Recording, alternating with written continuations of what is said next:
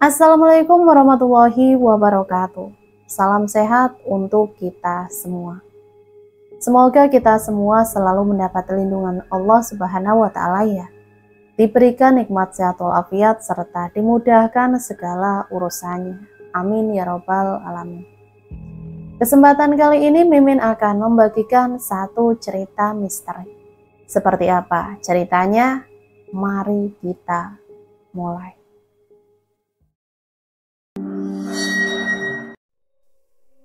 Cermai, cermai, cermai, teriak kernet bus kepada seluruh penumpang yang masih tersisa. Aku yang sempat terlelap mengeliatkan badan dan mengusap mata. Ini sudah sampai daerah Cermai, Bang. Iyo, Dek, saut sang kernet sambil terus berlalu ke belakang bus. Ra, kita udah sampai, ayo bangun. Aku menyenggol bau Kara berulang kali. Ia mengucek mata dan melihat sekeliling. Udah kosong. Iya, semua orang udah turun, ayo. Ajakku sambil berdiri dan berlalu ke pintu keluar. Kuperhatikan dengan seksama hiruk pikuk warga yang lalu lalang. Ternyata hari ini adalah hari pasar. Makanya masyarakat terlihat sibuk. Banyak pedagang dan pembeli yang sibuk melakukan aktivitas mereka. Serta banyak anak-anak yang bermain, berlarian ke sana kemari. Sarah, lihat deh, atap rumahnya lucu banget. Ia menunjuk ke arah salah satu atap bangunan. Apanya yang lucu, biasa aja kali. Jawabku kaku, seraya berlalu. Lucu, kayak tanduk gitu atapnya. Itu namanya gonjong. Kalau rumah atau bangunan orang Minang, memang ada itunya, itu kan khasnya. Sautku sambil melirik ke arah atap yang Kara terus tunjuk. Jadi rumah nenekmu masih jauh? Aku mengangkat kedua bahu. Apa kita nggak bakal nyasar? Entahlah, berharap saja tidak. Kamu tahu kan, aku belum pernah pulang kampung. Aku menghampiri pangkalan ojek yang mangkal tak jauh dari pasar. Pak, ojek ke Sungai Tuo berapa ya, Pak? Tukang ojek tampak mengernyitkan kening dan menatap kami dari ujung rambut ke ujung kaki. Kemudian mengangkat bahu dan menggeleng. Aku dan Kara bertukar pandang. Sarah, kayaknya bapak ini bukan orang baik-baik deh. Kara memeluk lenganku. Hus, jaga omongan. Aku menyenggol perutnya, membuat ia sedikit mengaduh. Pak, ojek ke daerah Sungai Toa berapa ya? Aku kembali melontarkan pertanyaan yang sama. Namun bapak itu kembali menggeleng. Kayaknya dia nggak ngerti bahasa Indonesia deh, ucap Kara. Aku menghela napas pelan.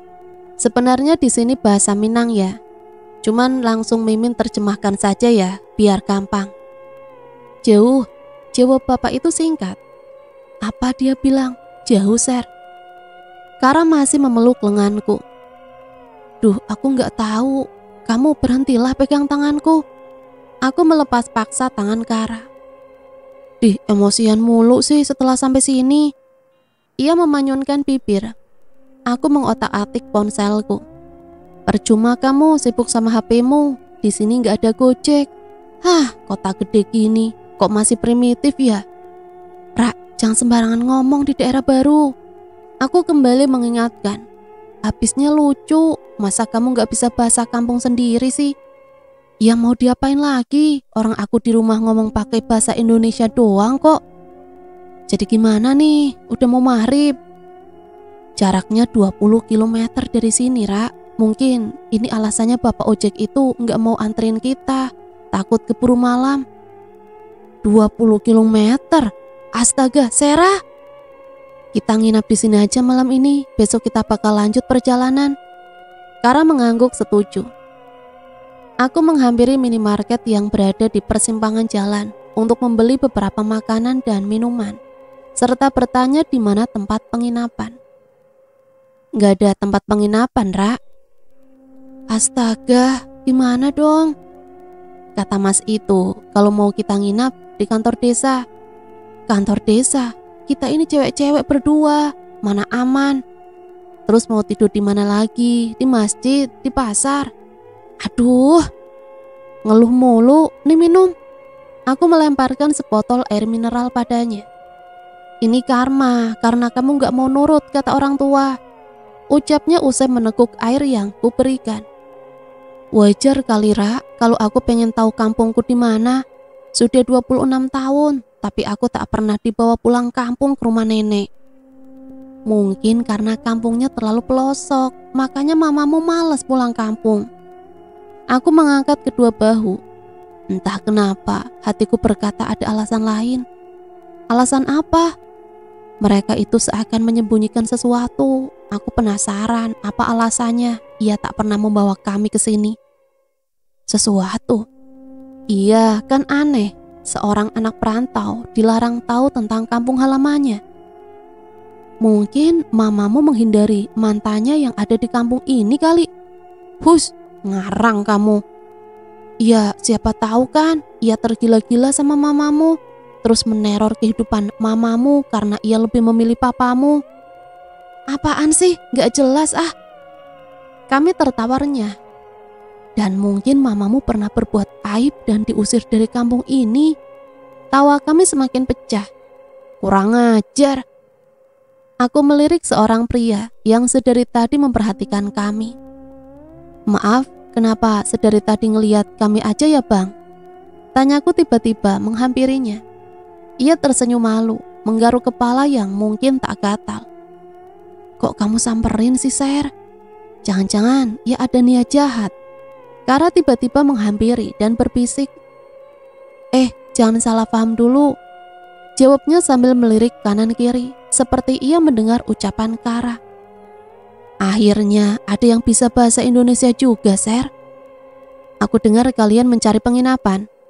Aku mengernyitkan kening. Kebetulan aku kerja di kantor camat Tanjung Mutiara. Terus, kalau kalian mau, kalian bisa menginap di sana. Kebetulan ada sebuah kamar yang biasa ditempati oleh anak KKN. Jelas pria berkulit sawo matang itu. Ya udah deh, soalnya kami sudah cari penginapan, ternyata nggak ada. Sautku seraya melukis senyum, berusaha ramah ke penduduk lokal. Kara melihat khawatir karena ia terus menarik lengan bajuku. Wajar saja, ia memang memiliki sifat yang tidak mudah percaya dan penakut. Gak apa-apa, bisikku pada sahabat dari TK ku itu. Ya udah, masukin aja barang kalian ke bagasi mobil, biar aku antarkan kalian.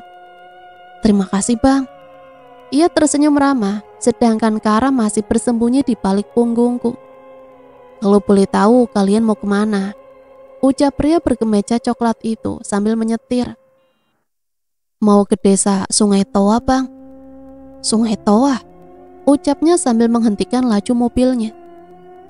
Mau ke rumah siapa? Tanyanya antusias. Jawabku ragu sambil memandang ke arah Kara yang duduk di belakang. Ke rumah Pak Buyung, saut Kara tiba-tiba. Pak Buyung? Ia menekuk dahi seakan berpikir. Kami berdua mengangguk berharap dapat kabar baik. Pak Buyung mana ya? Di daerah Minang ini banyak yang namanya Buyung, karena Buyung itu artinya panggilan anak laki-laki. Aduh, mampus kita. Kara menghela nafas kesal. Kebetulan aku mau ke sana juga. Kalau mau kita barengan. Asik, kita nggak usah tidur di kantor camat. Kan serem tidur di kantor besar yang kosong, ntar ada. Hi, celoteh Kara. Pria berbadan tinggi itu pun tertawa. Kamu ngapain ke sana? Tanya aku. Di sana rumah orang tuaku. Kalau akhir pekan aku pulang. Kalau hari kerja aku ya di kosan. Kami berdua mengangguk paham. Ia mulai melajukan kembali mobilnya. Berarti kalian ikut aku ke Sungai Toa kan? Loh, siapa yang bilang setuju? Aku mulai panik. Ia tertawa renyah. Tenang, aku bukan orang jahat kok. Ntar kalau nggak jumpa rumah Pak Buyung yang kamu cari, kamu bisa nginap di rumah ibuku. Aku menghela nafas. Terserahlah, bisik batinku. Sudah hampir setengah jam perjalanan, kami melintasi kampung-kampung yang berudara sejuk. Berpemandangan asri dengan gunung dan pohon yang berbaris-baris. Sungguh suasana yang berbeda dengan tempat tinggalku di provinsi sebelah. Suasana panas, penuh polusi udara, serta asap yang terus-menerus keluar dari cerobong raksasa pabrik. Kenapa Mama dan Papa lebih memilih tinggal di tempat yang membosankan? Jelas-jelas Mama punya kampung yang begitu segar udaranya. Masyarakat yang ramah serta senang membantu. Jauh berbeda dengan lingkungan rumahku yang tak peduli satu sama lain. Bahkan tetangga sebelah saja kadang kita tidak kenal. Rasa penasaranku tentang kampung halamanku semakin besar. Ponselku bergetar, sebuah tulisan Mama tertera di layarnya. Bergegas kutunjukkan layar ponsel kepada Kara. Ia juga tampak panik. Kupandangi wajah Randy, pria yang sedang menolong kami. Telunjuk yang kutempel di bibir mengisyaratkan ia agar diam selama aku mengangkat telepon. Ia pun mengangguk paham. Assalamualaikum, Ma. Waalaikumsalam. Mama sehat? Tanyaku berbahasa basi.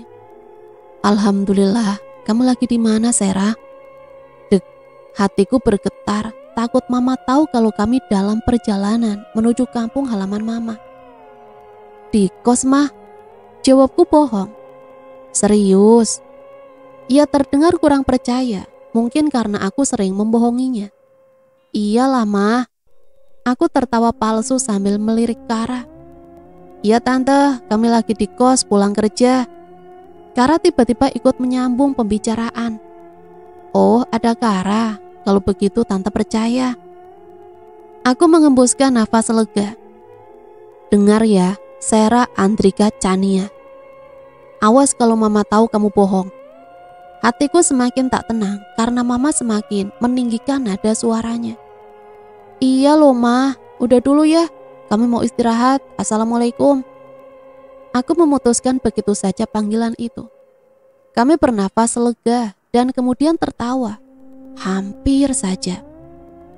Andrika Chania. Randy menyela. Kenapa? Itu nama keluarga kalian? Setauku itu bukan nama keluarga. Meski aku dan adikku pakai nama itu. Apa mama kamu namanya ada Andrika Chanianya juga? Aku menggeleng. Nama mamaku Wardah Chania. Wardah? Apa Pak Buyung itu nama paman kamu? Aku bertukar pandang dengan Kara. Aku tahu di mana tempat tujuanmu. Ucap Randy semakin melajukan mobilnya. Aku mengernyitkan kening. Tapi kalau nanti kamu telah sampai sana, tolong hati-hati kalau bicara, makan ataupun minum. Kalau ada apa-apa hubungi aku. Ini nomor HP-ku. Ia memberikan sebuah kartu nama. Aku hanya menatap bingung. Wajar sajalah, mungkin karena kami orang baru, makanya kami harus pandai jaga sikap. Bisik batinku. Tak berselang lama Randy memarkirkan mobil tuanya di depan rumah yang cukup besar dan berpagar tembok tinggi. Ingat, jangan sembarangan makan di kampung ini. Nanti kalian bisa jadi tumbal. Tiba-tiba Randy mengucapkan kata yang tak masuk akal lagi. Ini rumah siapa? Rumah kamu? Aku mengalihkan pembicaraan. Ia tersenyum dan mengisyaratkan untuk mengikutinya. Aku dan Kara pun keluar, berdiri di belakang Randy. Ia menekan tombol bel di pintu masuk. Tak lama seorang wanita parubaya datang dan membuka pintu pagar. Assalamualaikum Bu, ini ada keponakan Pak Buyung baru datang dari kota Pekanbaru. Ponakan yang mana ya? Wanita parubaya itu tampak kebingungan. Anaknya Ibu Wardah. Astagfirullahaladzim, ternyata orang dari jauh telah datang. Silakan masuk, Pak Sultan Gadang ada di dalam. Wanita itu tampak antusias dengan kedatangan kami. Pak Sultan, keponakan sudah datang dari tanah rantau. Wanita itu sedikit berteriak. Seorang pria parubaya tampak berdiri di depan pintu. Ia menyipitkan mata, melihat siapa yang datang. Tubuhnya yang gagah serta wajahnya yang tampan tak terkikis sedikit pun oleh usianya. Astaga, keponakanku telah datang. Ia merentangkan kedua lengannya, mendekat serta menepuk kedua bahuku. Ya ampun, wajah mirip sekali dengan adikku. Aku mengangguk pelan mendengar ucapan Pak Puyung yang hanya sedikit aku pahami. "Ayo masuk," ucap Pak Puyung kepada Randy. Namun ia mengangguk pelan dan menatap kiri kanan. Tampak jelas ia tak nyaman. "Lain kali saja lah Pak, saya mau langsung pulang saja." "Oh ya udahlah, terima kasih banyak yo."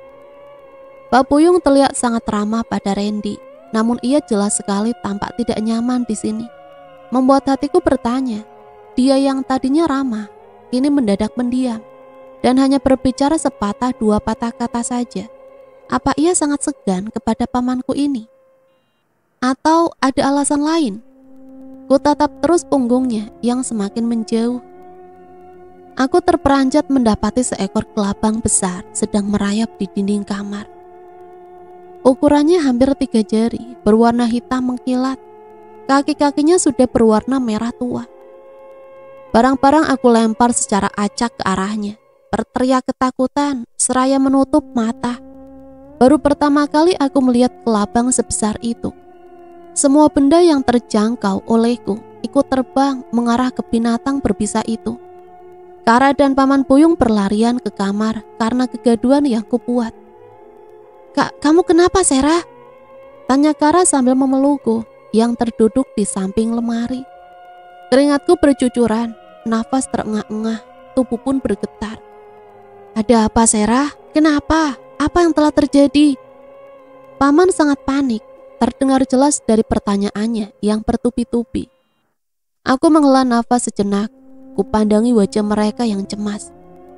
Enggak apa-apa kok Paman, cuma kaget aja karena melihat Lipan." Aku berusaha berbohong, tak ingin memperkeruh keadaan. Lipan, di mana?" Kara mengedarkan pandangan ke setiap sudut kamar. "Udah keluar lewat jendela." Bohongku lagi. Paman membongkar semua kain dan furnitur, mencari keberadaan binatang itu, namun nihil. Aku berdiri dan menghampiri Paman yang mengintip ke bawah tempat tidur. "Udah lari Paman, keluar jendela." "Yakin?" Aku mengangguk pasti. Kami pun bergegas merapikan seluruh kamar yang berantakan. Aku berjalan pelan menuju warung yang tak jauh dari rumah. Kepalaku menunduk, menatap jemari terus berkutat dengan ponsel pintar milikku, mengirim pesan bertubi-tubi kepada pria yang akan jadi calon suami. Aku sedang membujuk Bang Nafi agar ia tak memberitahu keberadaanku kepada mama atau papa. Setelah hampir 1 jam berdebat melalui pesan WA, akhirnya ia mengalah dan setuju denganku. Tetapi dengan syarat ia akan menyusulku. Minggu depan di saat ia bisa cuti dan aku pun menyetujuinya. Pasti akan semakin seru kalau ada Bang Nafi di sini. Hitung-hitung mengenalkannya kepada Paman. Tiba-tiba aku menabrak seseorang. Segera aku meminta maaf pada wanita parubaya yang sedang membawa nampan besar bertutup kain putih di atas kepala. Ia tampak kaget dan berusaha menyelamatkan bawahannya agar tidak jatuh. Berjalan tetapi kok menunduk. Gerutunya, Maaf Bu, aku tidak sengaja. Tadi lagi balas pesan orang." Aku memasang wajah menyesal. Jelas sekali ibu itu tampak sangat kesal padaku. "Kalau berjalan itu mata dipakai. Sekarang untung kamu hanya menabrak orang. Kalau misalnya kamu masuk jurang, bagaimana?" Ibu itu berlalu sambil menggerutu. Aku hanya mengkerutkan kening. Sepertinya kemarahan ibu ini terlalu berlebihan. Tak sesuai dengan kesalahanku. Mungkin ia lagi ada masalah dan melampiaskannya padaku. "Kenapa, Sur?" Seorang wanita parubaya lain menghampiri kami. "Nih, anak ini berjalan tidak melihat, dasar anak kota." Ia menatap tajam ke arahku. "Hush, sudahlah." Ibu yang baru datang memandang aneh ke arahku. Aku sungguh tak paham maksud pandangannya. "Kenapa begitu? Dia yang kurang ajar kok. Kenapa harus aku yang mengalah?" "Kamu tahu tidak, anak itu keponakannya Puyung. Kamu harus hati-hati, nanti kamu bisa kena." Ibu berkain sarung itu sedikit berbisik sambil melirik terus kepada aku. Ibu yang membawa nampan itu tampak terdiam dan melirik kepadaku. Aku mengernyitkan kening. Kenapa ia yang tadi sangat kesal kini malah terdiam? Apa maksud perkataan ibu yang baru datang itu? Tiba-tiba mereka berdua tampak bergegas meninggalkanku yang masih kebingungan. Kena katanya. Kena apa maksudnya? Emangnya kenapa kalau Pak Buyung itu pamanku? Aku menggaruk kepala yang tak gatal. Kembali aku berjalan menuju warung yang sudah mulai dekat. Ingin membeli pulsa. Permisi Bu, ada jual pulsa? Ada Dek. Kamu bukan orang sini ya? Hati-hati loh Dek, kalau daerah di sini. Hati-hati kalau makan, minum, atau berkata, apalagi kamu pendatang. Iya Bu, namanya kita orang pasti harus jaga sikap, sautku seraya tersenyum.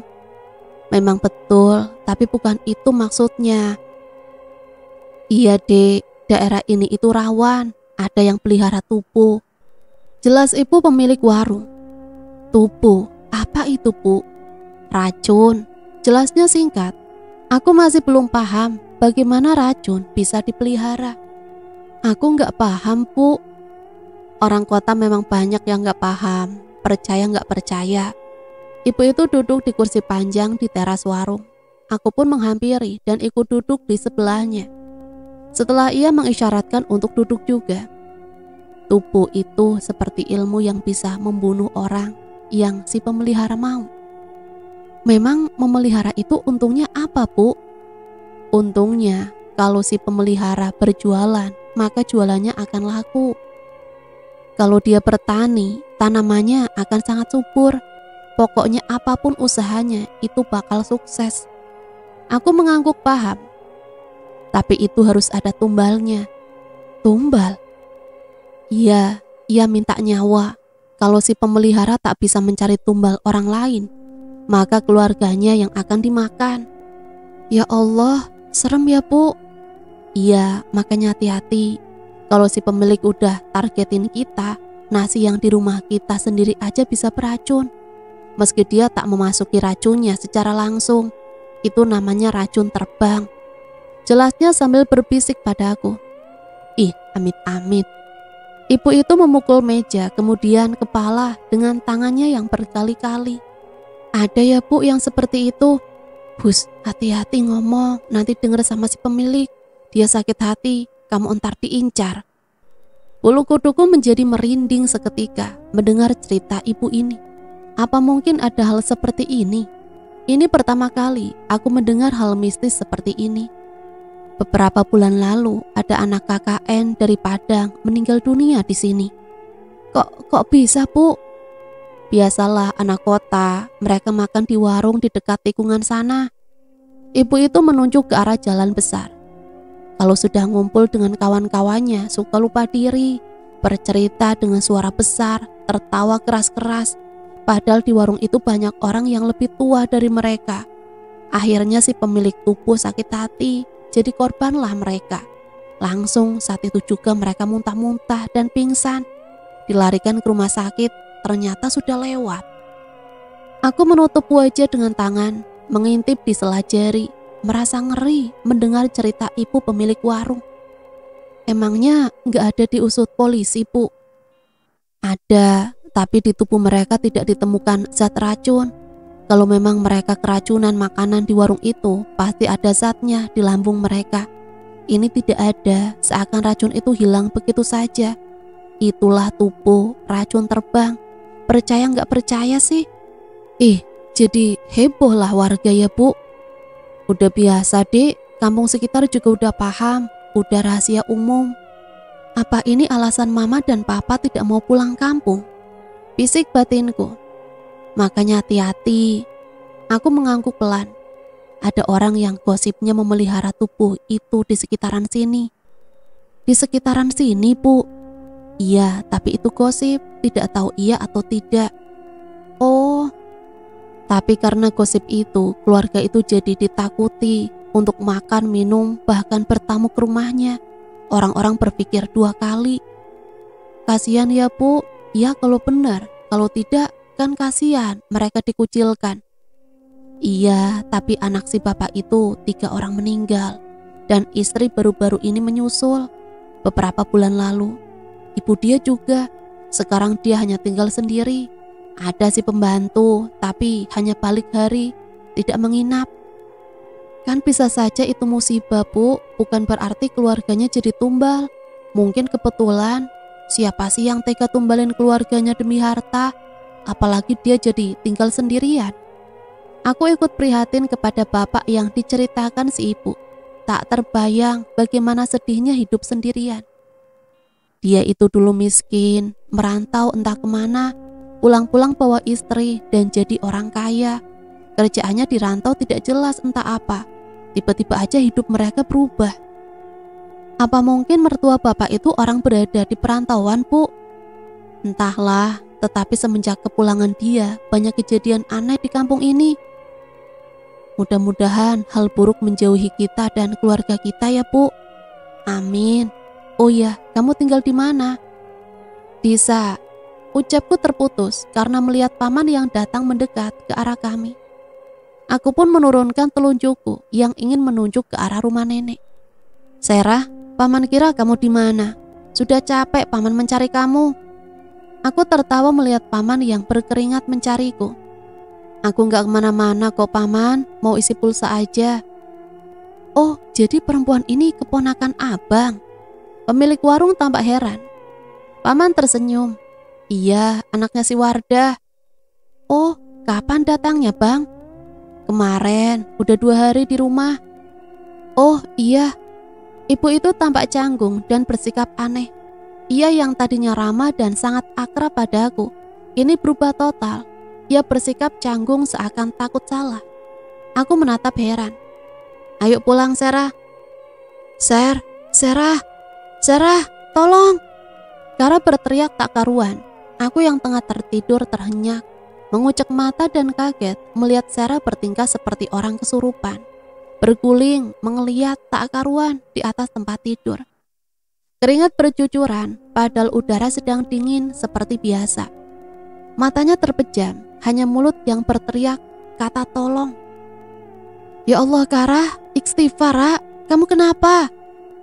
Aku panik dan berteriak sambil memeluknya. Tolong Serah, tolong! Teriaknya histeris. Aku mengusap air mata dan keringatnya yang telah menjadi satu. Ya Allah Ra, istighfar Ra, istighfar. Aku berusaha menuntunnya untuk beristighfar. Tolong Serah, teriaknya semakin kencang. Aku mengambil segelas air yang terletak di atas nakas, mengarahkan mulut ke tepi gelas dan mencoba baca-baca ayat suci apa saja yang aku ketahui. Setelah selesai, sebagian airnya kuusapkan ke wajah hingga ke kepalanya. Bangun Ra, bangun, dilawan Ra. Tubuh mungilnya terasa sangat dingin. Seketika ia mulai tenang dan berhenti teriak. Nafas tersenggal, mata masih tertutup. Minum Ra. Sisa air tadi kuminumkan padanya. Tubuhnya menggigil. Kututupi tubuhnya dengan selimut tebal agar ia merasa hangat. Kamu kenapa Ra? Ayo bangun. Aku mengoleskan minyak kayu putih di kening dan di bawah hidungnya. Perlahan ia mulai membuka mata, mengedarkan pandangan ke seluruh kamar. Ia masih menggigil, menggenggam tepi selimut dengan erat. Aku takut Serah, takut. Takut apa? Ia bergeming menatap langit-langit. Kenapa Ra? Kupeluk erat sahabat dari kecilku itu. Ia menangis dan masih menggigil, menyembunyikan sebagian wajahnya di bawah selimut. Ayo Ra, istighfar dulu. Astagfirullahaladzim, ucapnya pelan. Aku menjadi sedikit lega melihat ia mulai tenang. Aku ke dapur dulu ya, ambil minum. Aku beranjak dari tempat tidur. Kara menarik tanganku kasar, menggeleng sambil menangis. Jangan pergi. Aku menjadi tak tega melihat Kara yang biasa cerewet dan ceria menjadi sangat ketakutan seperti ini. Aku mengurungkan niat untuk ke dapur, kembali ke tempat tidur berbaring di sebelah Kara. Ya sudah, ayo tidur lagi. Ia mengangguk. Baca ayat kursi dulu sebelum tidur yuk. Kami pun membaca ayat kursi dan kembali tidur. Hari mulai pagi, cahaya matahari menerobos masuk melalui celah horden dan ventilasi. Kulirik Kara yang masih tertidur di bawah selimut. Kutempelkan tangan di dahinya, panas, Sepertinya ia demam. Aku turun dari ranjang secara pelan, takut membangunkan Kara. Berjalan menuju dapur, ingin membuat secangkir teh hangat untuknya. Dari kejauhan aku melihat Bu Tina sedang sibuk di dapur. Ia tampak serius mengaduk makanan di wajan. Semerbak wangi rendang memenuhi seluruh rumah. Ibu masak rendang ya? Wah, enak nih. Setelah mencuci muka ke kamar mandi, aku mengambil sebuah panci kecil yang tergantung di dinding dapur. Mau buat apa, Nak? Tanya Putina seraya terus mengaduk rendangnya. Mau buat teh untuk Kara, dia demam, Bu. Bisa buatnya? Bisa lah, Bu. Tadi malam ada apa? Kalian teriak-teriak. Teriak? Tanyaku heran. Iya, jam 2 subuh ibu bangun mau ngambil wudu, mau sholat tahajud. Tiba-tiba dengar suara kalian teriak-teriak. Oh, aku mimpi, Bu. Mimpi dikejar-kejar ular. Oh, ibu kira kenapa? Soalnya ibu lari ke sini, gedor-gedor pintu depan. Tapi nggak ada yang bukain. Ibu cemas karena kalian hanya berdua di rumah, sedangkan Pak Puyung pergi ke kampung sebelah. Aku kaget mendengar ucapan Putina. Ternyata suara kami tadi malam cukup kuat, hingga terdengar ke rumah tetangga. Nggak ada apa-apa kok, Bu, cuma mimpi. Ih, ibu nggak tenang sampai pagi, takut kalian kenapa-napa. Ibu mau nginap di sini temenin kalian tidak bisa. Soalnya anak ibu siap melahirkan, jadi nggak ada yang ngurus. Iya, Bu, kami nggak apa-apa kok berdua. Lagian Mak Dang nanti sore udah pulang kan? Bu Tina izin pulang cepat dari ini. Aku pun mengizinkannya karena menurutku tak ada lagi pekerjaan di sini. Untuk apa menahan wanita yang seusia pamanku itu untuk lama-lama di rumah ini? Sedangkan di rumahnya anaknya yang baru saja melahirkan menanti. Aku menutup seluruh jendela dan horden yang ada di dalam rumah. Hari sudah menunjukkan hampir pukul 6 sore. Belum ada tanda kepulangan paman. Mobil setan hitam yang biasa terparkir di garasi belum juga tampak parkir di tempatnya. Mungkin acara pesta di kampung sebelah sangat meriah, sehingga belum usai hingga sekarang. Aku membuka pintu kamar perlahan, mengecek keadaan Kara. Ia sudah tak menggigil lagi, namun panasnya masih lumayan tinggi. Kara sudah mau makan dan minum, sudah mau berbicara meski 1-2 kata. Aku sempat khawatir karena melihat keadaannya.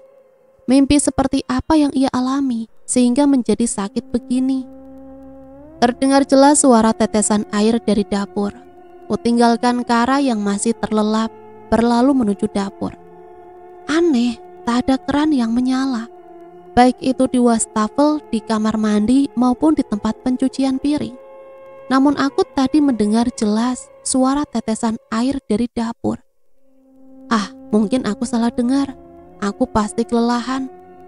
Aku berusaha menghibur diri. Aku berbalik badan menuju kamar. Tiba-tiba suara pintu yang sedang dibuka terdengar jelas. Refleks aku berbalik badan melihat ke arah pintu dapur. Namun di pintu itu tidak ada apa-apa. Tidak ada orang yang hendak membukanya dari luar. Suara itu terdengar kembali dengan irama yang sangat cepat. Seperti orang yang berusaha membuka pintu yang terkunci.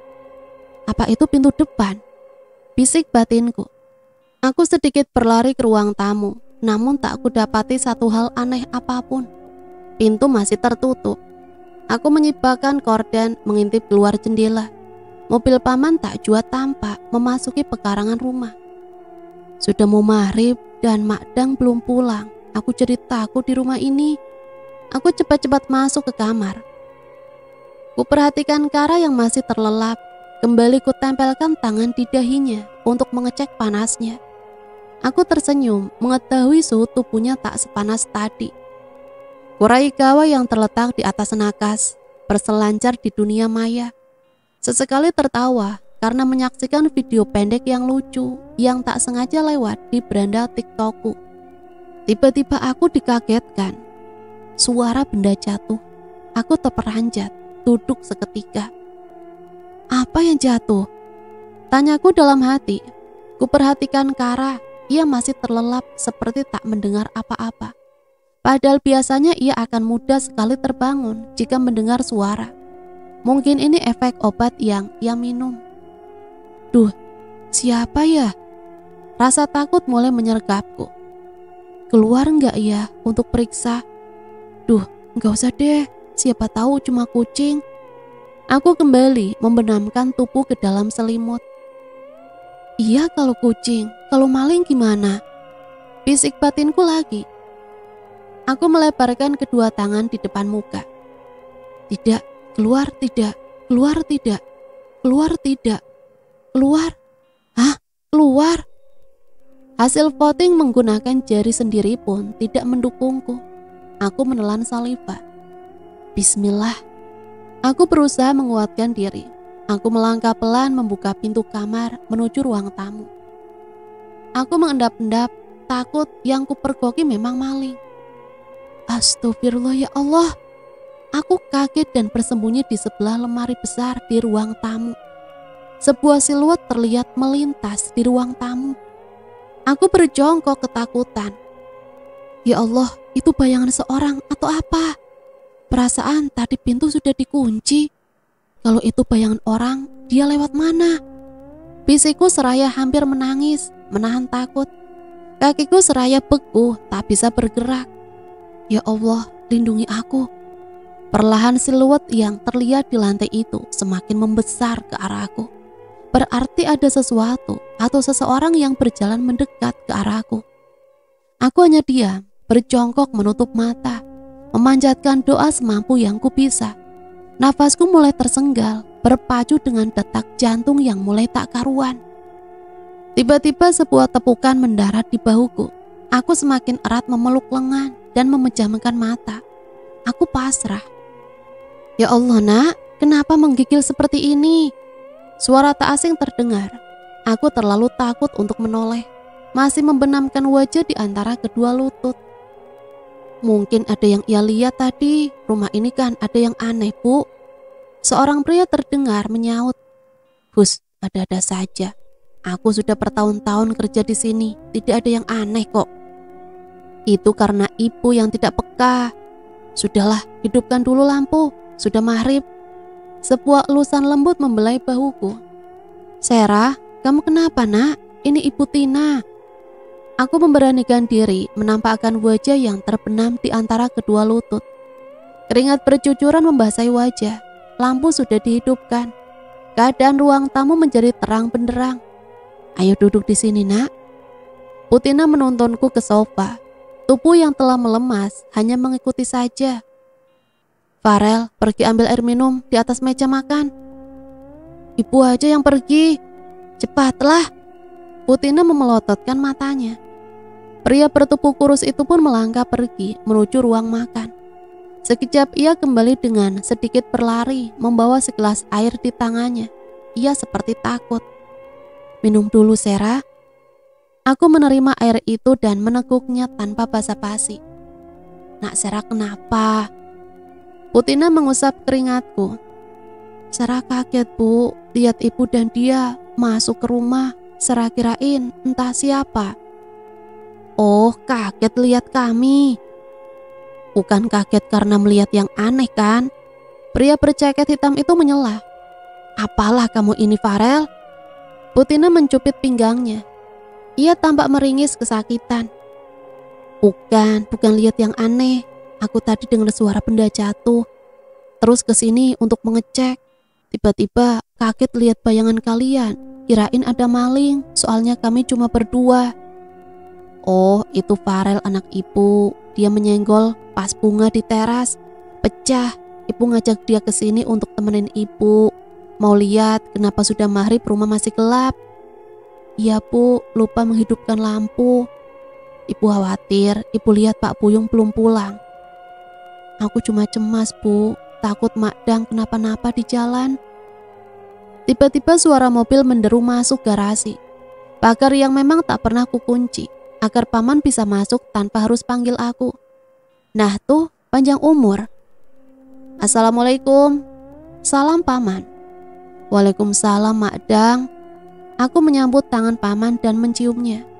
Meski kami baru bertamu, tapi aku merasa dekat dengan paman karena sifatnya yang lembut dan penyayang. Wah, rame ya, ada apa ini? Putina belum pulang. Mak Dang meletakkan sebuah plastik besar di atas meja. Putina menjelaskan apa yang telah terjadi dan paman pun terlihat manggut-manggut. Apa yang ditakuti sih, Nak? Di sini bukan kayak di kota. Di sini tingkat kriminalnya rendah, jadi jarang adanya maling atau apa. Gak usah takut ya. Ini paman bawakan sate. Oh iya, mana Kara? Kara di kamar, dia demam. Aku udah sehat kok paman. Mana satenya? Sate ini pasti enak banget, udah terkenal. Tutur Kara tiba-tiba keluar dari kamar. Loh, udah sehat nak? Putina tambah bingung, begitupun aku. Kara yang tadinya panas tinggi, pucat menggigil, kini tiba-tiba segar bugar mendengar paman membawa sate. Kara mengangguk. Paman, Kara ambil satu ya. Paman mengangguk senang, terpancar wajah bahagia dari raut wajahnya. Hebat ya, sate bisa buat kamu sehat tiba-tiba. Mungkin lapar karena dari kemarin nak Kara gak makan apa-apa, ucap Putina. Iya ya bu, ayo ibu dan Farel ikut makan, ajakku. Farel tampak menyenggol ibunya dengan siku. Aku heran melihatnya. Udah gak usah malu, ucapku lagi. Sementara Kara tetap lahap dengan satenya tanpa kata. Gak usah nak, pak, maaf kami mau pulang saja. Kasihan Endang baru siap melahirkan, tinggal sendirian di rumah. Ya udah, makasih ya bu, Farel udah temenin kami. Mereka mengangguk dan pamit pulang. Gak sopan ya paman, ditawarin makanan, ditolak gitu aja. Kalau kenyang setidaknya bawa pulang kek, celoteh Kara.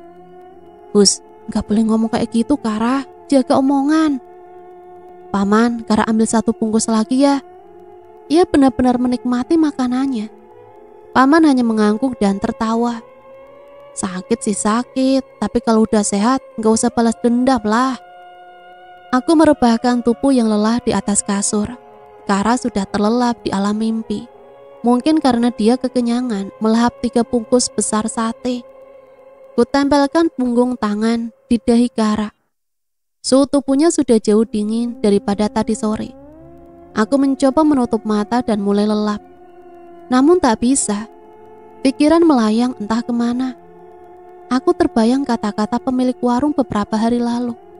Rasa penasaran siapa yang memelihara tubuh di kampung ini seketika menyelimutiku. Apakah ia orang yang pernah kujumpai atau orang yang kukenal? Karena lelah berpikir, aku pun mulai terlelap.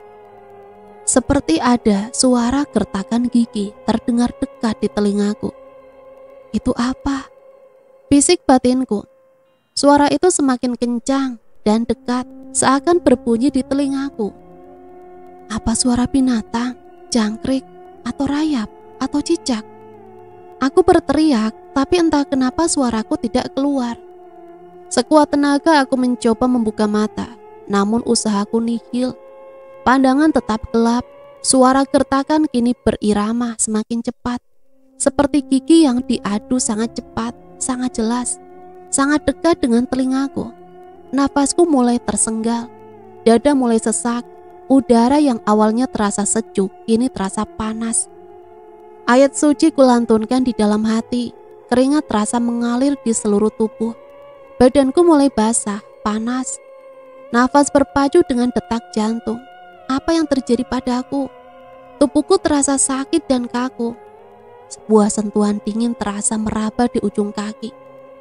Astagfirullahaladzim, ya Allah, lindungilah hamba ya Allah, pintaku dalam hati. Sentuhan dingin itu mulai meraba ke kaki. Perlahan namun terasa, tubuhku semakin bergetar hebat. Suara masih tak bisa keluar, mata tetap tak bisa terbuka, pandangan masih gelap. Kulantunkan ayat kursi dalam hati. Seketika sentuhan dingin yang sudah sampai ke lutut itu mulai berangsur turun ke ujung kaki. Aku kembali mengulang lafaz yang sama. Berangsur mata mulai terbuka. Nafas sudah tak memburu lagi. Kuedarkan pandangan ke seluruh kamar. terlihat Kara telah berdiri kaku di belakang pintu. Sekuat tenaga, aku memaksakan tubuh untuk bergerak. Karena sudah mulai terasa kesemutan, Kara mematung melihat ke arahku. "Ra," panggilku. Ia hanya menatap kaku ke arahku. "Ya Allah, Ra!" teriakku padanya. Ia tampak terkejut dengan teriakanku. "Astagfirullahalazim, Ser, kamu gak apa-apa?" Ia tampak panik mendekatiku perlahan. Aku memegangi kepala yang terasa berat. Tubuhku masih terasa kesemutan. Berusaha bangkit dan duduk di tepi kasur. "Iya, gak apa-apa. Aku tadi..." "Kak, kamu tadi aneh, menggerutu. Bukan, mengeram. Bukan. Apa ya namanya? Gigi kamu itu gemblutuk." "Iya, kayak gitu. Kayak nahan sakit. Bukan, kayak nahan emosi." Ia menjelaskan berbelit-belit. Aku menghela nafas berat. "Muka kamu tadi hitam, Ser. Kayak ada bayangan hitam nutupin muka kamu." Ia memelukku. "Kamu mimpi kayaknya." Bukan aku yang mimpi. Kamu yang aneh. Aku bangunin kamu diem aja. Cuma mulut kamu yang bergumam kayak lagi baca apa gitu. Jelas Kara. Aku menjadi heran. Jelas-jelas suara gemeretak itu terdengar di telingaku. Namun Kara bilang suara gertakan itu terdengar dari mulutku. Pasti ada yang tak beres di kamar ini. Semalam Kara yang mengigau sampai sakit, teriak minta tolong sambil tidur. Malam ini aku ketindihan. Apa yang sebenarnya terjadi dengan kami? "Ini jam berapa?" "Jam 6. Ayo mandi, setelah itu kita jogging." Kara mengangguk setuju. Aku dan Kara berjalan menuju kamar mandi. Tampak Mak Dang bergegas keluar dari kamarnya menggunakan peci dan kain sarung. "Kenapa Mak Dang? Kok buru-buru? Ada tetangga yang meninggal. Kalian di rumah saja, jangan keluar rumah." Mak Dang tergesa-gesa berjalan menuju pintu depan. "Oh ya, Bu Tina gak datang hari ini. Kalian masak aja apa yang ada di dapur." "Iya Mak Dang." "Ingat, apapun yang terjadi jangan keluar rumah, paham?" Aku dan Kara beradu pandang, merasa aneh dengan titah Mak Dang. Ia tampak serius dengan peringatannya. Aku memeriksa lemari penyimpanan makanan dan kulkas, namun kosong, tak ada apapun. Bahkan sebungkus mie instan pun nihil. Jadi kita sarapan apa, Ser? "Entahlah, kayaknya Mak Dang belum belanja. Ayo kita ke kedai depan beli telur dan mie." "Tapi Serah, katanya kita nggak boleh keluar." Mak Dang maksud kita nggak boleh keluar untuk main. Karena lagi ada orang kemalangan. Kan jadi nggak enak kalau ke kedai depan mah. Boleh lah. "Ya udah ayo, aku udah lapar." Kara bergantung di lenganku. Kami berjalan menuju warung tempat aku mengisi pulsa kemarin. Dari kejauhan tampak warga berkumpul. Kaki berjalan perlahan mendekat. "Mengerikan sekali ya." "Iya, seperti terbakar mayatnya. Katanya meninggal mendadak loh." "Sudah pasti, sudah kena mendiang dia. Sudah termakan racun." Aku dan Kara bertukar pandang mendengar perkataan warga. Aku sangat heran bagaimana seseorang bisa meninggal termakan racun gaib, seperti mitos yang beredar di kampung ini. Apa iya mendiang jadi korban bapak itu? Entahlah, aku tak berani sembarangan menuduh. Bapak itu datang ke rumah duka tadi. Kami melangkah semakin dekat, penasaran dengan apa yang terjadi. Mereka saling menyikut dan memberi isyarat. Serempak mereka berlima menoleh ke arah kami dan membubarkan diri. Aku dan Kara hanya bertukar pandang kebingungan. Kenapa warga seakan menjauhi aku dan Kara? Aku dan Kara telah berdiri di pintu belakang rumah Bu Tina. Belum sempat aku memanggil beliau, ia telah melihat kami terlebih dahulu. "Loh, kok dari pintu belakang?" "Tadi mau ngetuk pintu depan, tapi ada anak ibu dan dedek bayi yang lagi tidur, jadi takut ngebangunin mereka." "Oh, ayo masuk." Kami berjalan mengikuti Bu Tina masuk ke rumah. "Ayo duduk, tapi ginilah ya nak, adanya gubuk." "Mana ada gubuk Bu, bagus kok." "Ibu buatkan minum dulu ya." "Nggak usah Bu, kami sebentar saja, cuma ada yang mau kami tanyakan. Aku dan Kara bertukar pandang. Ia pun mengangguk. Ada apa, Nak? Aku mau tanya tentang orang yang meninggal tadi pagi, Bu. Oh itu. Iya, Bu, Ibu kenal sama mendiang. Yang meninggal anaknya Pak Suwar, masih umur 8 tahun. Meninggal kenapa, Bu? Meninggal mendadak. Mendadak gimana, Bu? Entahlah, Ibu kurang paham. Mungkin meninggal karena sakit. Tapi karena nggak dibawa ke rumah sakit, jadi kita nggak tahu penyakitnya apa. Dia emang sakit-sakitan dari kecil. Oh gitu. Mungkin sudah ajal. Ini Ibu mau ke sana lagi sesudah memandikan si kecil. Oh iya, Bu, anaknya Pak Suwar itu meninggal bukan karena tubuh kan, Bu? Aku sedikit berbisik. Ia mengernyitkan kening. Tubuh. Ia menatapku tajam. Aku dan Kara kembali bertukar pandang. Kalian dengar dari mana tentang tubuh? Dari warga sekitar, Bu. Putina menghela nafas kasar. Ia tampak kesal. Apa mereka ada bilang Pak Buyung yang mengirimkan tubuh itu? Tanya Putina sedikit membentak. Aku menjadi terhenyak mendengar ucapan Putina. Apa itu alasan mereka menjauhi pamanku? Bu, ucapku lembut sambil menyentuh pelan bahu Putina. Ia menoleh ke arahku. Ia menghela nafas sejenak. Ibu itu kesal sama mereka. Selalu mereka menyebar fitnah. Siapa ada yang meninggal, mereka selalu menuduh pamanmu. Apa itu alasan mama papaku tak pernah kesini, Bu? Putina menunduk lesu sambil mengangguk pelan. Aku semakin terpukul mendengar kenyataan ini. Air mataku pun menetes. Apa emang benar, Bu, keluarga kami memelihara tubuh? Putina ikut menangis. Entahlah, Nak, Pak Buyung itu orang yang baik. Ibu selama kerja di sana tak pernah kenapa-napa. Kalau memang di rumah itu ada racun gaib, kenapa Ibu aman-aman saja? Ia bercucuran air mata. Aku menunduk pilu. Hatiku hancur mengetahui seburuk ini keluargaku dipandang di kampung sendiri. Kasihan pamanmu, ia hidup sebatang kara, tak punya siapa-siapa. Bahkan adiknya sendiri tak mau mengunjunginya karena takut. Jadi menurut Ibu, Mak Dang beneran tidak memelihara tubuh? Entahlah, Nak, Ibu tidak tahu. Yang Ibu tahu pamanmu orang yang baik. Jadi apa alasan warga menuduh Mak Dang begitu, Bu? Ketika anak pamanmu meninggal dalam waktu berdekatan, tak lama setahun berikutnya menyusul istrinya. Beberapa tahun lalu nenekmu juga meninggal dunia. Jadi warga menganggap mereka korban tumbal dari tubuh itu. Apalagi pamanmu pulang merantau langsung berubah hidupnya. Orang-orang mengira pamanmu memelihara tubuh untuk kekayaan dan keluarganya yang menjadi tumbalnya. Jadi kalau ada warga yang meninggal mendadak, mereka menganggap itu tumbal dari pamanmu. Ditambah lagi semenjak pamanmu pulang dari rantau, banyak warga yang meninggal mendadak di kampung ini maupun di kampung sekitar. Tega sekali mereka dengan keluargaku ya, Bu, sautku sambil terisak. Putina menyeka air matanya. Percayalah, Nak, pamanmu orang baik. Dia sudah lama menunggu kedatangan keponakannya. Aku mengangguk. Bu, apa, Nak?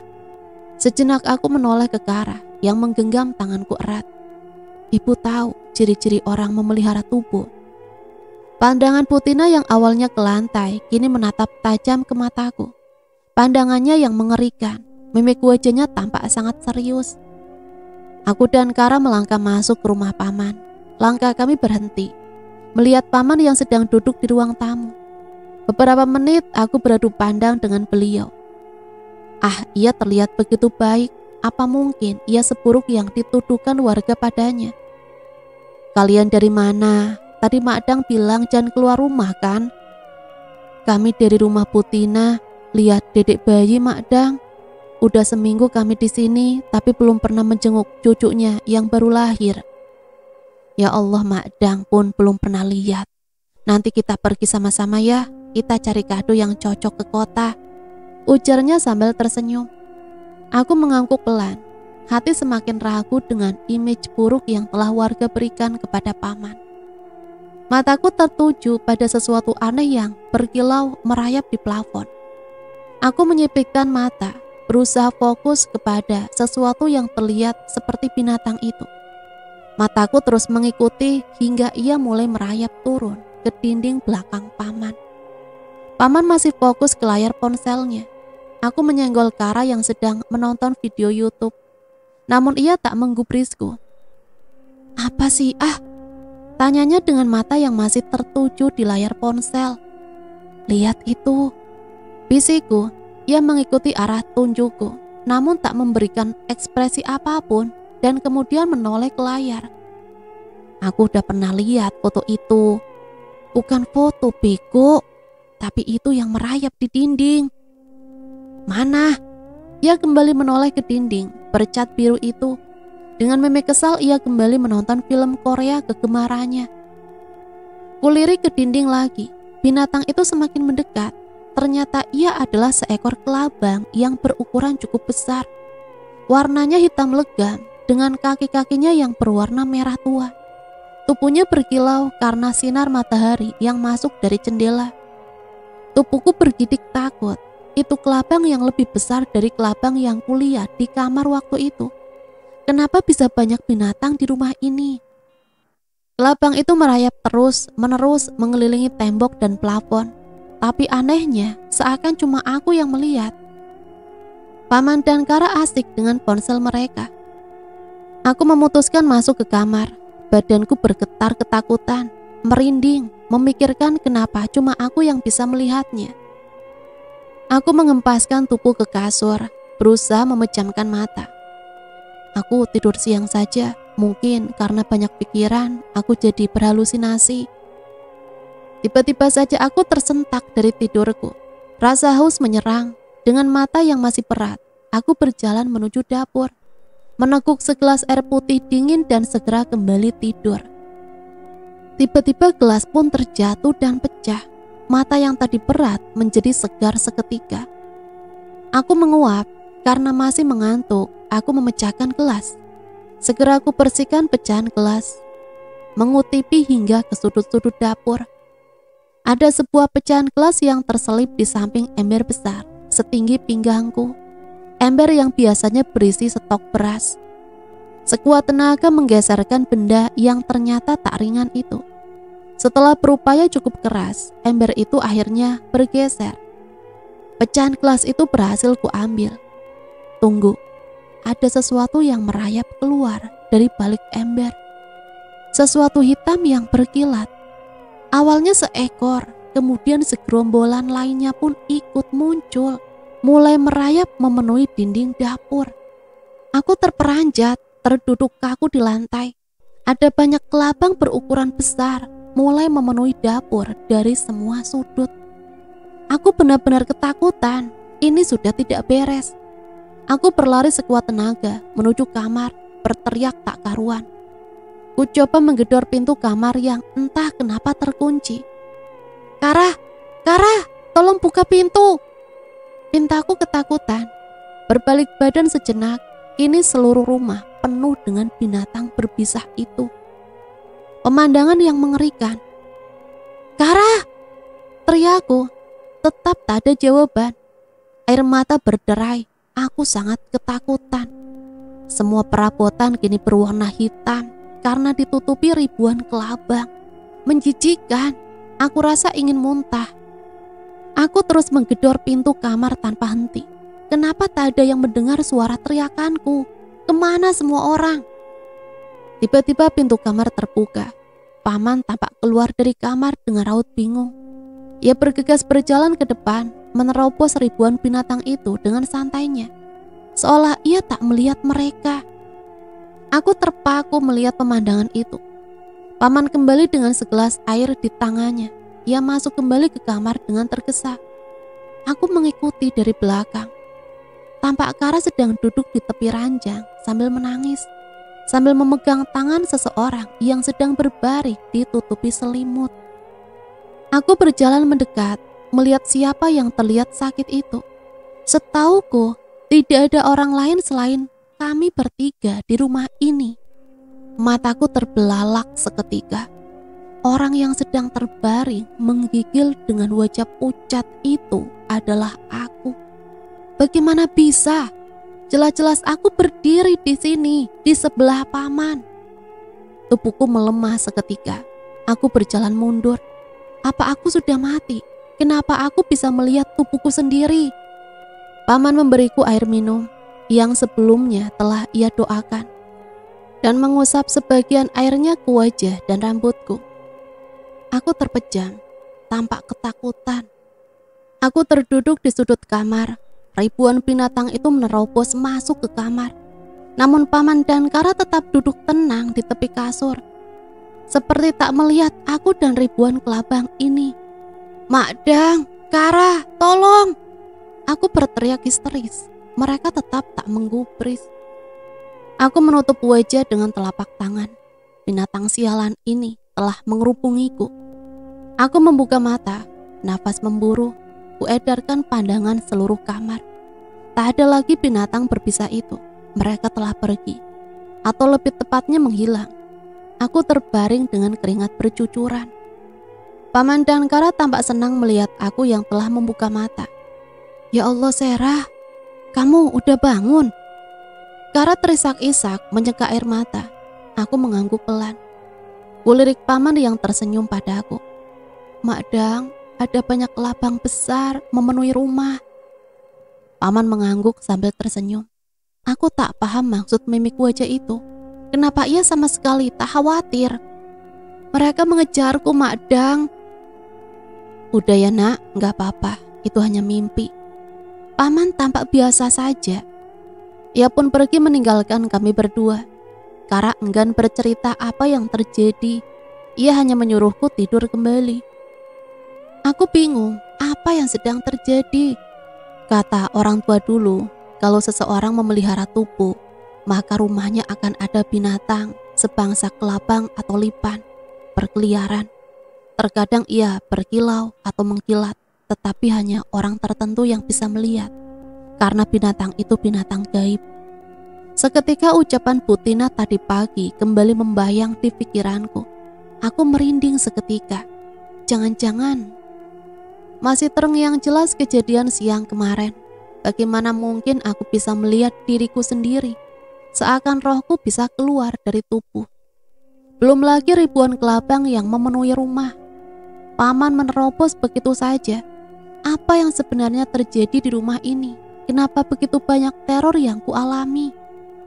Dengan langkah sempoyongan, aku berjalan pelan menuju kamar mandi. Langkah terhenti di depan pintu kamar mandi. Sebuah dengungan terdengar menusuk di telinga. Aku menutup kuping yang mulai sakit, menutup mata, tertunduk lemah. Seakan ada suara speaker besar yang berada di dekat telinga, nyaring sekali. Tiba-tiba hening, tak ada lagi suara apa-apa. Aku mengedarkan pandangan ke seluruh ruangan. Tak ada orang.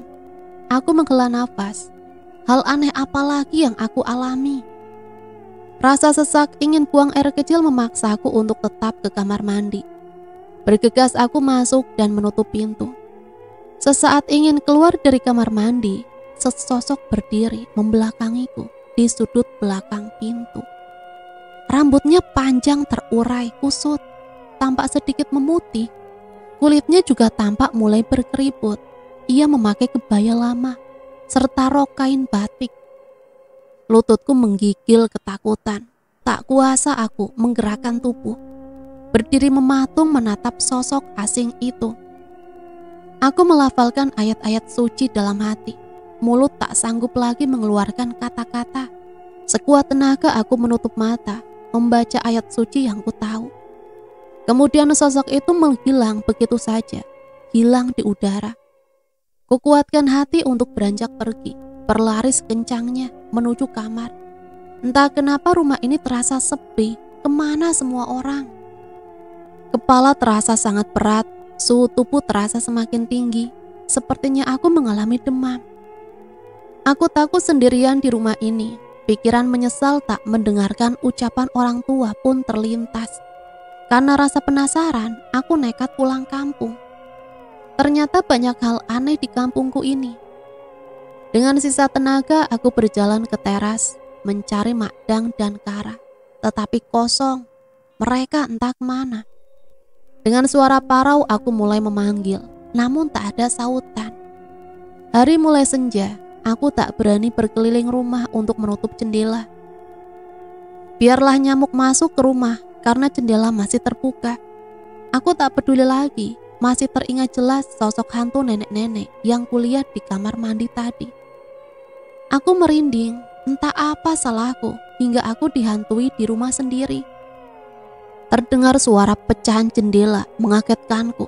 Ada yang melemparkan jendela kaca dengan batu. Jendela kamar paman. Seorang pria berdiri di luar pagar. Ia menatap sinis kepadaku. Ia tak bergerak, masih membatu menatapku. Terlihat jelas tatapan itu tatapan benci. Pria berkumis tebal itu tampak sangat marah padaku. Aku hanya bergeming, berdiri melihatnya dari teras. Apa salahku? Kenapa dia melempar rumah pamanku?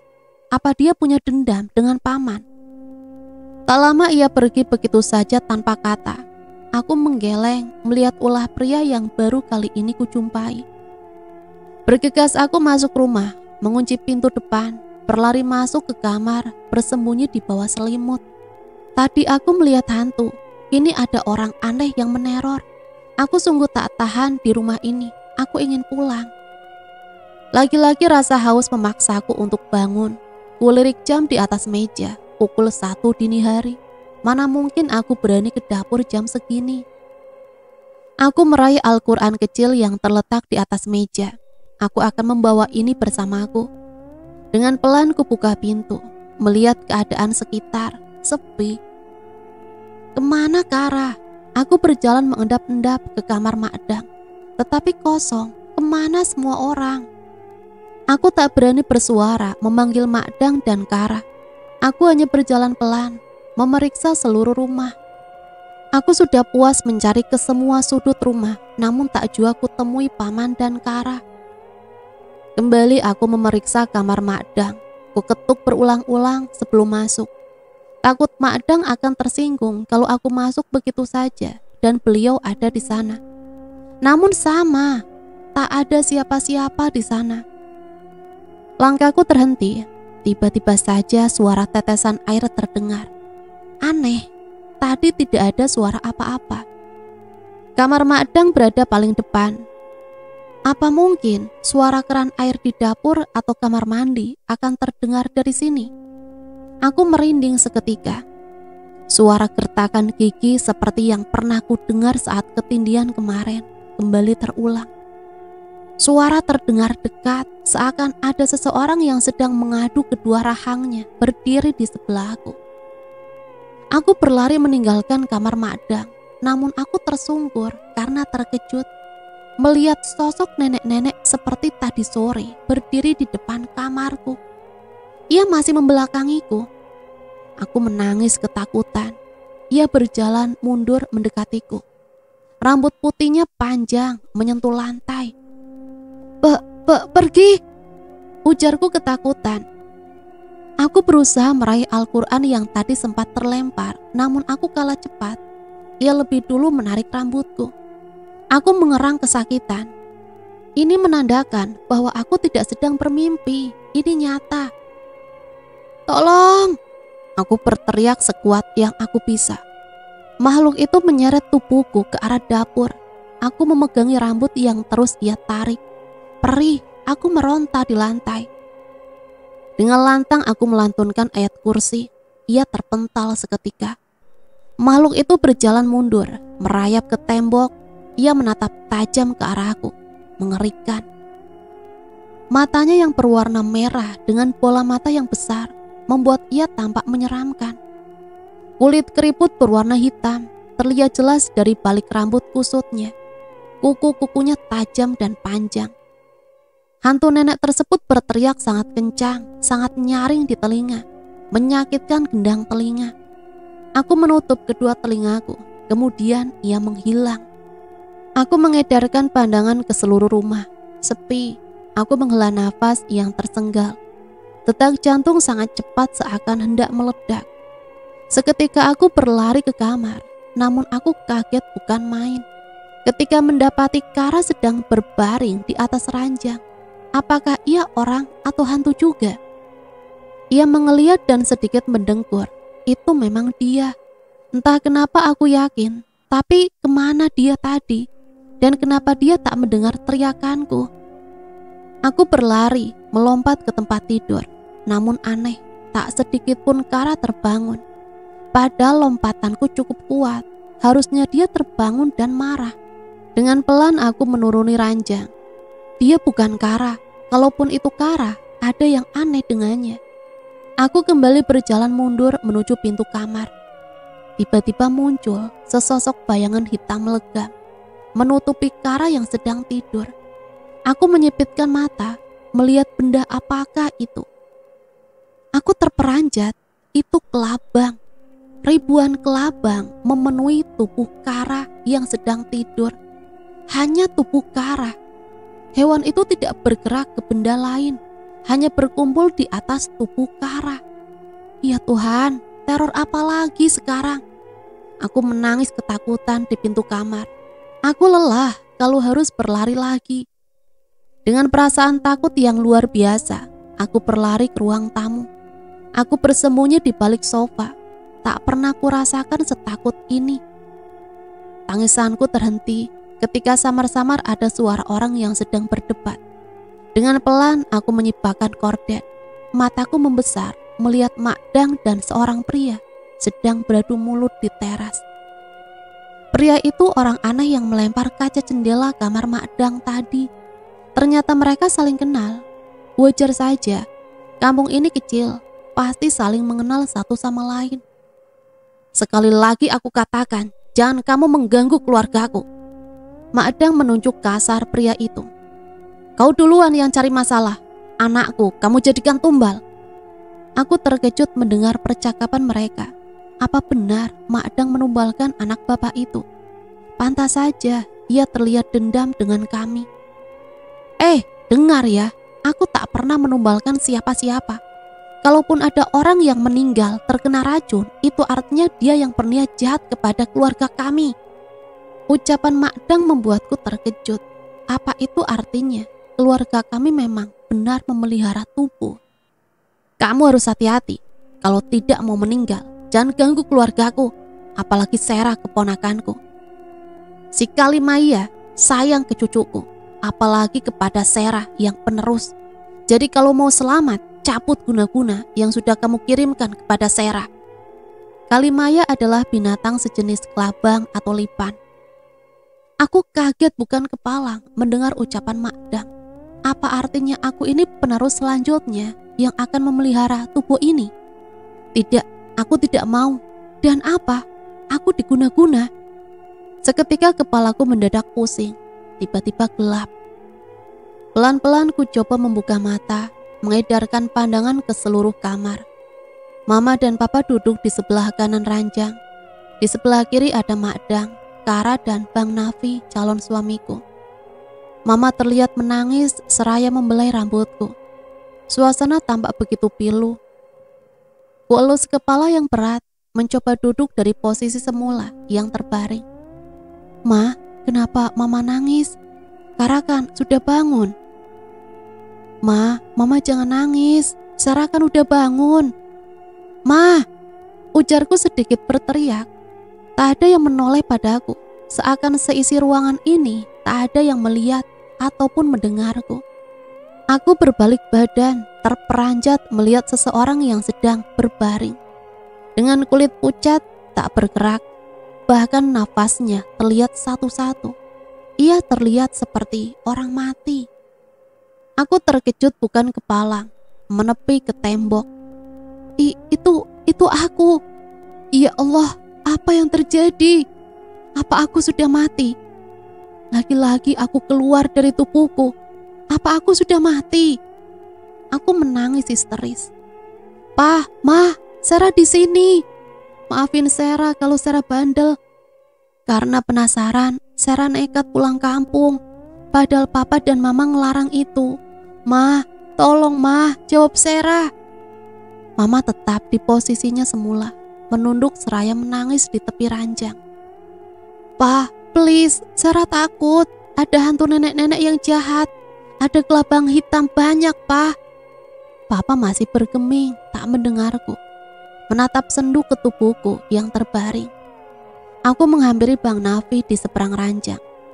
Bang, Sarah di sini, Bang. Aku mencoba menggoyang tangannya, namun ia seperti tak merasakan apa-apa. Ya Allah, tolong, aku belum mau mati.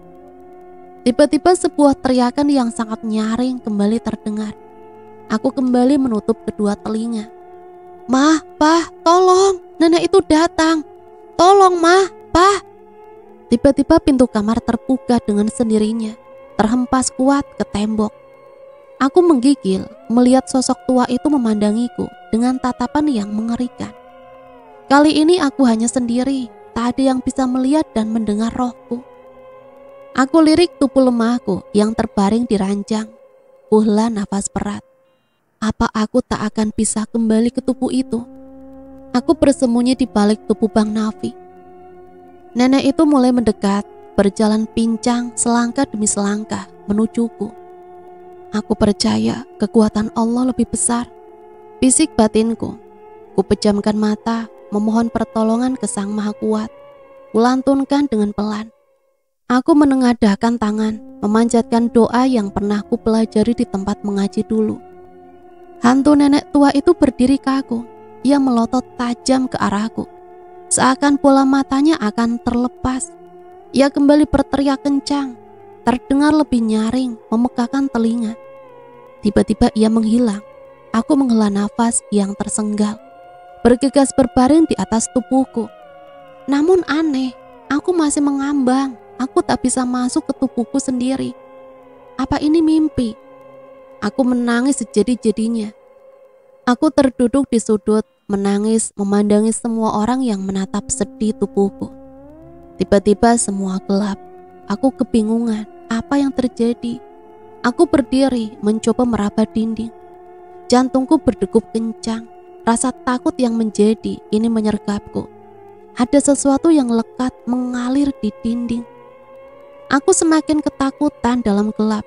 Sesak nafas, aku terus meraba berjalan, memegang dinding. Gelap ini membuat takut semakin menjadi. Aku berteriak karena ada sesuatu yang merayap di tangan naik ke bahu. Aku mengibaskan tangan, mengusir benda apa yang merayap di tubuh ini. Aku berteriak kesakitan di saat ada sesuatu yang menggigit di bahu, lengan, dan bagian tubuh lainnya. Aku terduduk dalam gelap, menangis kesakitan.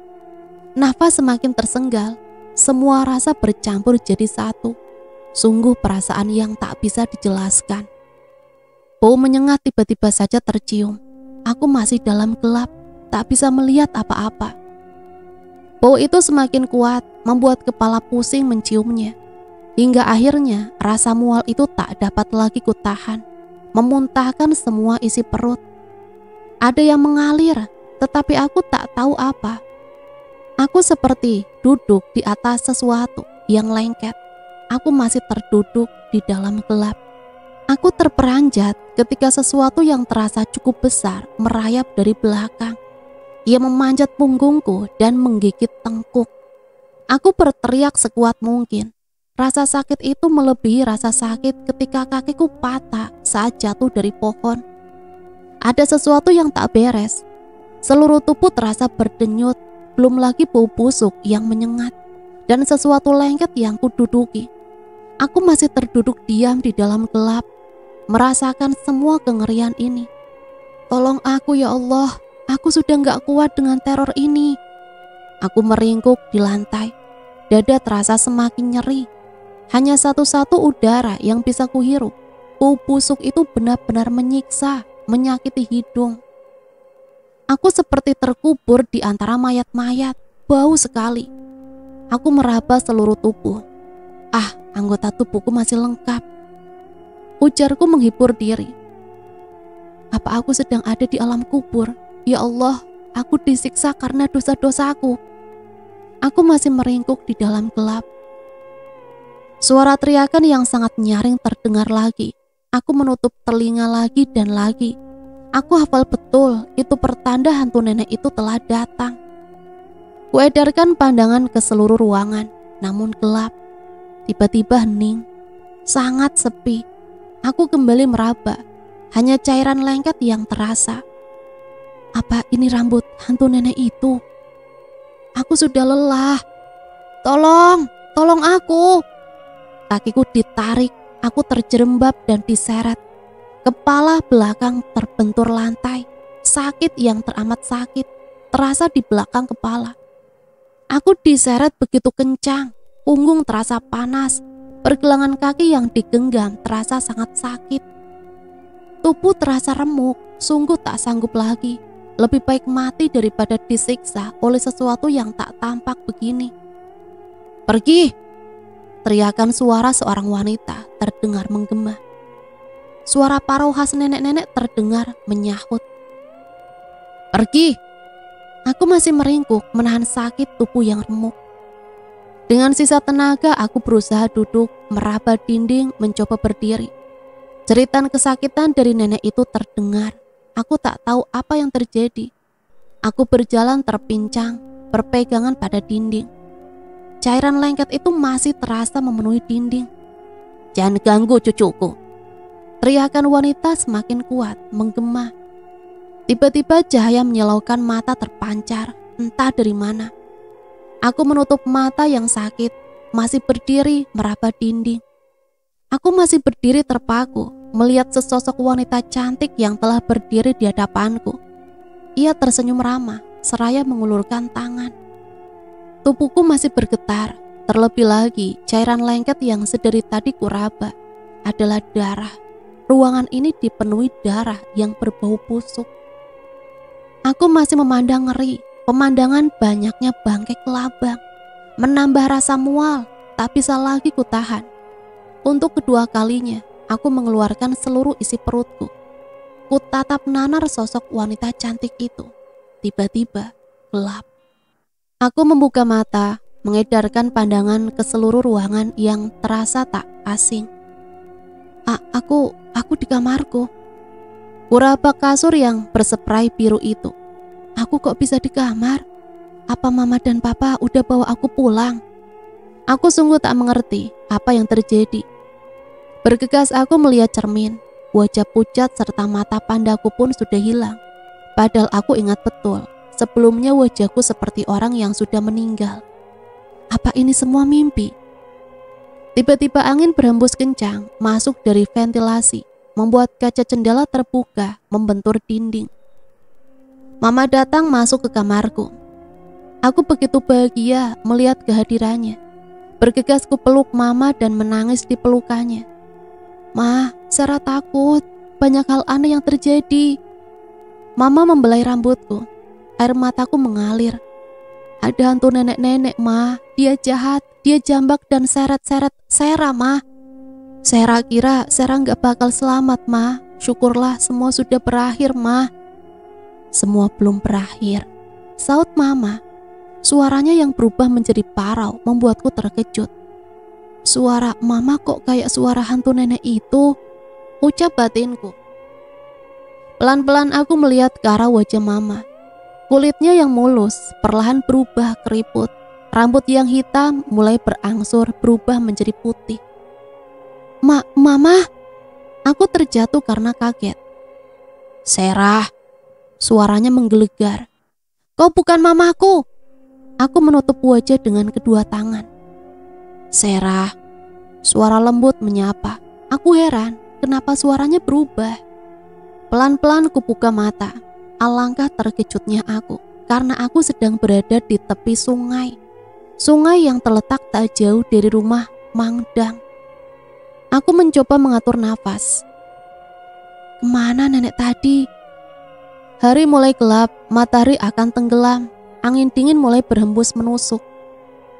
Aneh, aku hampir gila rasanya. Ujarku lirih. Semua sudah selesai, Sarah. Suara lembut terdengar berbicara. Kembali kupandangi seluruh area. Tak ada siapa-siapa. Aku kembali mengernyitkan kening. Seketika bulu kuduku berdiri. Setelah selesai membersihkan diri, aku pun bergegas pulang. Namun langkahku terhenti melihat sosok wanita cantik bergaun putih berdiri tak jauh. Perasaan tadi tak ada siapa-siapa. Ia berbalik badan menoleh ke arahku, tersenyum manis. Semua santet dan penyakit yang dikirim padamu sudah kembali ke tuanya, ujar wanita itu. Santet? Aku tak mengerti apa yang dia ucapkan.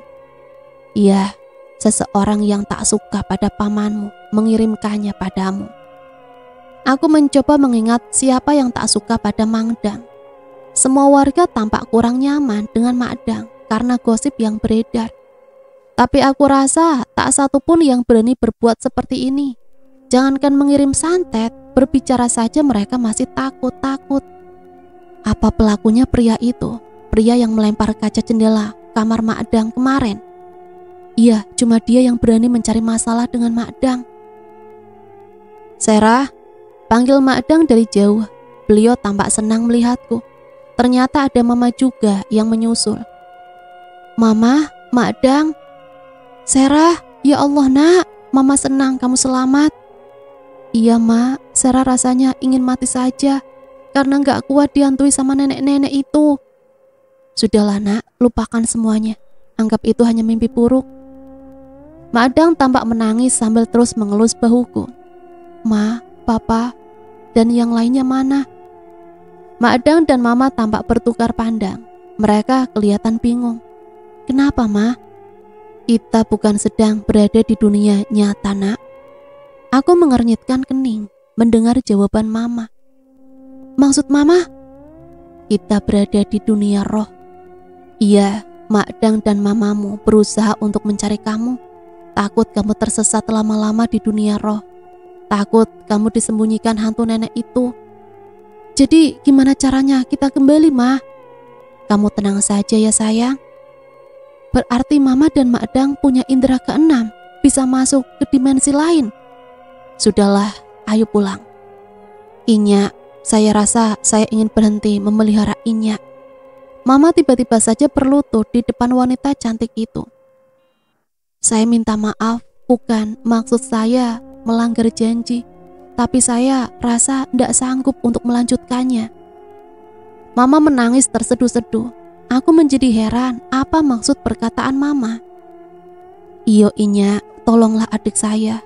Mungkin Inyak tahu, adik saya ini sebenarnya berat dari awal untuk menerima tanggung jawab ini. Mangdang ikut menangis. Tanggung jawab apa, Mah? Tanyaku heran. Sebenarnya mama yang memelihara tubuh itu, nak. Mama menangis sejadi-jadinya, seperti disambar petir di siang bolong setelah mengetahui fakta ini. Kukira Mangdang yang telah bersekutu dengan jin ternyata orang tuaku sendiri. Pantas saja Mangdang berkata, akulah si penerus perjanjian ini. Aku menggeleng tak percaya, tubuhku kembali melemas. Ya Allah, Ma, kenapa, Ma? Untuk apa? Apa segitunya mama mencintai duniawi, ingin kaya? Aku menangis terseduh-seduh. Bukan nak, mama terpaksa. Aku membuang muka, tak sudi memandang mama. Aku gak bakal pernah mau melanjutkan ini semua. Apalagi aku harus menumbalkan seseorang. Tak sudi. Semua kenikmatan yang kurasakan selama ini ternyata tak semuanya murni hasil keringat orang tuaku.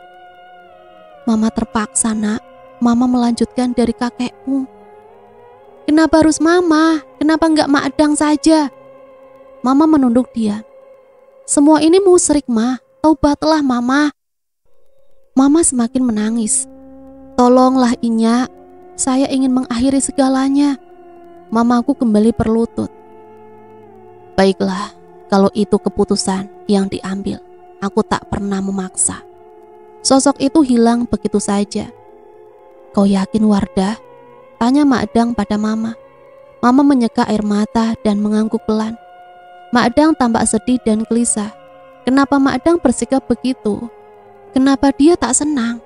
Apa dia takut kehilangan semua hartanya? Entahlah. Matahari pagi bersinar cerah. Suasana kampung tampak lebih segar dan indah.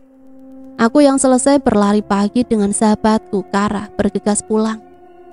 Aku langsung ke dapur mengambil segelas air untuk melepas dahaga. Tampak Putina sedang sibuk menyiapkan sarapan. Pagi Mak Dang, sapaku pada Mak Dang yang baru selesai mandi. Pagi, udah siap maraton? Sudah. Mak Dang tersenyum dan berlalu masuk ke kamarnya. Mamanya sudah pulang ya nak? Tanya Putina. Sudah tadi malam, banyak kerjaan di rumah. Oh ya Bu, aku mau tanya lagi tentang tubuh. Aku menatap Putina, wajahnya berubah serius. Apa nak? Ibu kan pernah kasih tahu ciri-ciri orang yang memelihara tubuh. Nah, ibu tahu nggak syarat untuk membatalkan perjanjian itu? Putina mengernyitkan kening. Maksudnya kita mau berhenti, nggak ingin mau memelihara lagi.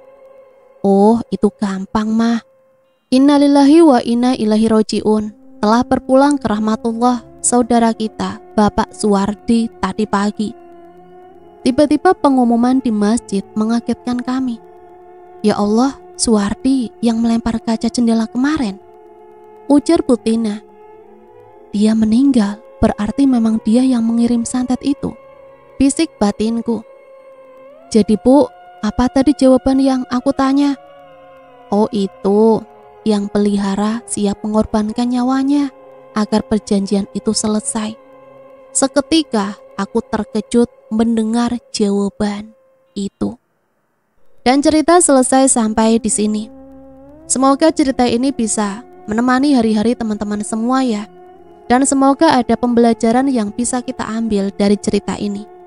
Sampai di sini saya pamit undur diri, mohon maaf apabila banyak salah kata. Sampai berjumpa kembali di cerita-cerita misteri selanjutnya. Matur nuwun, wassalamualaikum warahmatullahi wabarakatuh.